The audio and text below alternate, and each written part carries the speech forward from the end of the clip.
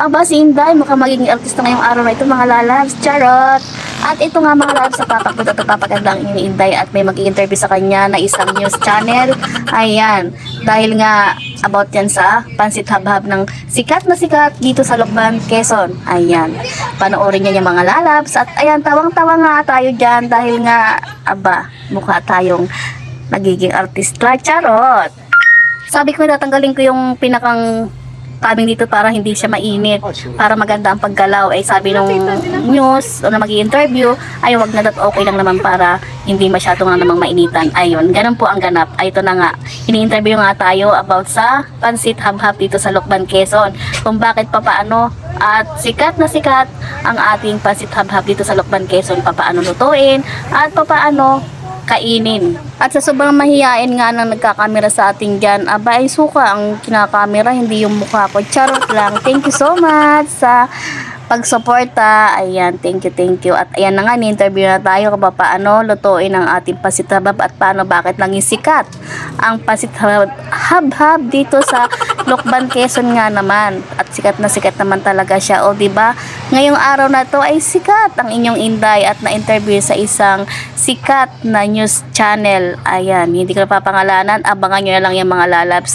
At habang ini-interview nga si Inday, abay ngiti-ngiti at nagpapakit pa talaga para naman maganda ang quality sa camera sa ipapalabas yan, diba? Dahil nga, ayan, bibigyan natin siya ng Pansit Habhab. At ang Pansit Habhab ko malaman ay ubos na, kukunti na lang siya mga lalabs. Kaya sabi ko dapat ibagong luto. Ay ngayon po, sabi okay lang naman daw dahil nga kumbaga ay interview lang naman. Kumbaga ay sabi ko naubos na dahil nga kayo na pa yan. Ay ubos na dahil sa sobrang daming tao. Kaya ito na lang po ang natira. Ayan. Di habang ini-interview tayo dyan. O diba? O diba? Walang kakabog-kabog si Inday.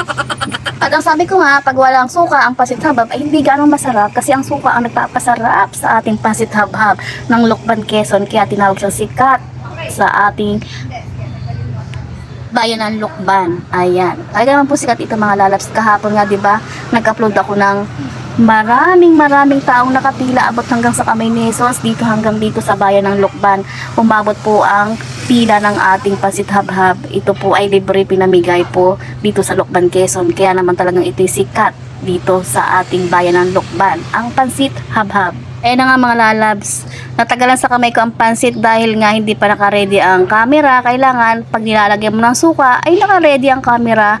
Kinukuha ng po nila yan mga lalabs. Baka sabihin nyo ay hindi nagustuhan ng pansit natin. Aba, ay diba napakasarap nga't kinakain na po ng isang news channel. O diba ganon ang sarap ng ating Pansit Habhab. Kaya kung makakapasyal kayo dito, ay unahin nyong kumain ng Pansit Habhab at siguradong malalaman nyo ang sarap ng isang Pansit Habhab dito sa Lucban, Quezon. Ganon. At sa sobrang sarap nga ng ating pansit, aba, ay nasarapan talaga ang ating bisitang news channel. Ayan, muntik na maubos niya ang pansit na kinakain habang nag-i-interview sa atin. At talaga namang sarap na sarap siya mga lalabs. Talaga namang basta, pag natikman nyo ang aking pansit, ay siguradong masarap at lilimutan nyo kung sino ang kaharap nyo. Charot lang yung mga lalabs ko. At nag-take to pa nga tayo dyan mga lalabs habang ilalagyan natin ng mga pansit at lagyan ko pa ng kaunting sibuyas yan.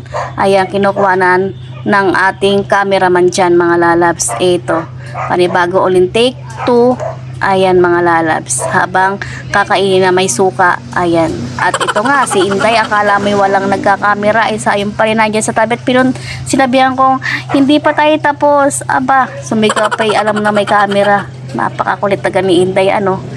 Akala mo'y may nawawala, ay nakabang naman yung camera sa likod. Chart, talaga. At atin tinagpan na nga ang ating kaldero dyan para hindi alikabukan mga lalabs dahil ang pagkain ay kailangan ay malinis, lagi may takip kasi tayo tabing highway, baka malagyan ng alikabok or usok ng sasakyan mga lalabs ko. At ayan, nag-okay at napakasarap at tawaran nga kami dyan mga lalabs. At ayan, natapos ang ating interview dyan. Talaga namang nakakatuwa. Thank you so much madam, thank you so much sa inyo, thank you so much sa pag-interview sa akin dyan. At hulaan yung mga lalabs ko anong tinanong sa akin dyan. Secret! Charot! At ito na mga lalabs, hindi pa tapos pala. May konti pang video tayo dyan habang nagliligpit tayo mga lalabs. Ayan, kinukuha na niya ng cameraman habang nag-aayos tayo ng mga paninda. Ganon, ang artista.